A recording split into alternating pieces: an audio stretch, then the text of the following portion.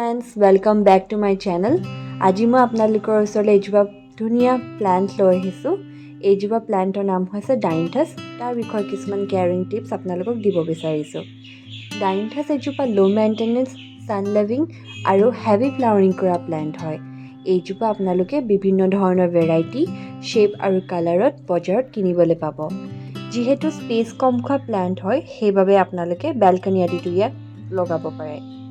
আৰু ডাইনথাছৰ সৰু সৰু পুলি নহ'লে বা গুটি আৰু কাটিঙৰ পৰা এইজোপা প্লাণ্ট আপোনালোকে গ্ৰ' কৰিব পাৰে।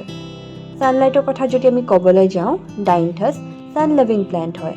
সেইবাবে ঠাণ্ডা দিনকেইটা 6ৰ পৰা 8 ঘণ্টালৈকে ৰ'দ পৰি থকা জেগাতহে ইয়াক আপোনালোকে গ্ৰ' কৰিব। গৰম দিনলৈকে যদি বচাই ৰাখিব বিচাৰে তেন্তে গৰম দিনকেইটা আৰু বিশেষকৈ বৰষুণ পৰা দিনকেইটা ছাঁ পৰা জেগাত নহ'লে বা কোনোবা বৰষুণ নপৰা জেগাতহে ইয়াক থ'ব। ডাইনথাছৰ পটিং মিক্সটো আপোনালোকে খুব পৰাছ ধৰণে বনাব। বোকা মাটি ইয়াত একেবাৰে ব্যৱহাৰ নকৰিব। বোকা মাটিৰ কাৰণে ইয়াৰ ৰুটছটো ভালকৈ ডেভেলপ হ'ব নোৱাৰে। পটিং মিক্সটো যদি আপুনি ক'বলৈ যাওঁ, 50% নৰ্মেল গাৰ্ডেন চইল, 20% বাৰ্মি কম্প'ষ্ট নহ'লে বা গোবৰ সাৰো প্ৰয়োগ কৰিব পাৰে আৰু লগতে 20% কোকোপিট আৰু 10% পাৰ্লাইট নহ'লে বা বালি ব্যৱহাৰ কৰিব পাৰে। যদি আপোনালোকৰ মাটিটো বালিচহীয়া হয় তেন্তে ইয়াত বালি ইউজ নকৰিবও পাৰে। ফাৰ্টিলাইজাৰ হিচাপে অৰ্গেনিক ফাৰ্টিলাইজাৰহে ইয়াত ব্যৱহাৰ কৰিব। এক মুঠি বোন মিল প্লেণ্টৰ কিনাৰে কিনাৰে দি দিব আৰু এই প্ৰচেছটো 15 পৰা 20 দিনৰ মূৰে মূৰে আকৌ প্ৰয়োগ কৰিব পাৰে। কিন্তু ইয়াত বেছিকৈ ফাৰ্টিলাইজাৰ ইয়াত ব্যৱহাৰ নকৰিব। ঘনে ঘনে এয়াৰ ফাৰ্টিলাইজাৰ আপোনালোকে ব্যৱহাৰ নকৰিব।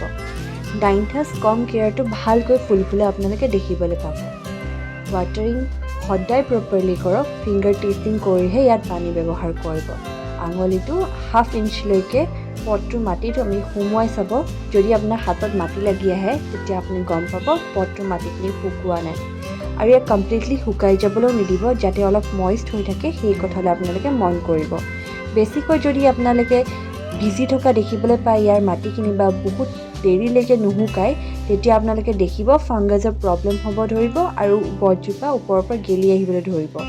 সেইবাবে পানী ব্যৱহাৰ কৰোঁতে সদায় ইয়াত মন কৰিহে পানী ব্যৱহাৰ কৰিব।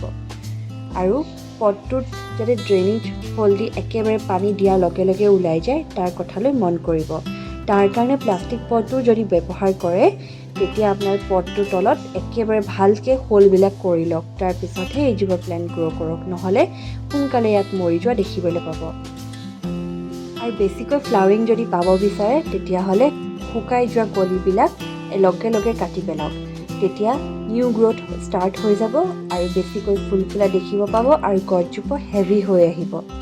এনেদৰে ভালকৈ মেইনটেইন কৰি থাকিলে গোটেই বছৰটো প্লেণ্টজোপা আপোনালোকৰ লগত সদায় জীয়াই থাকিব।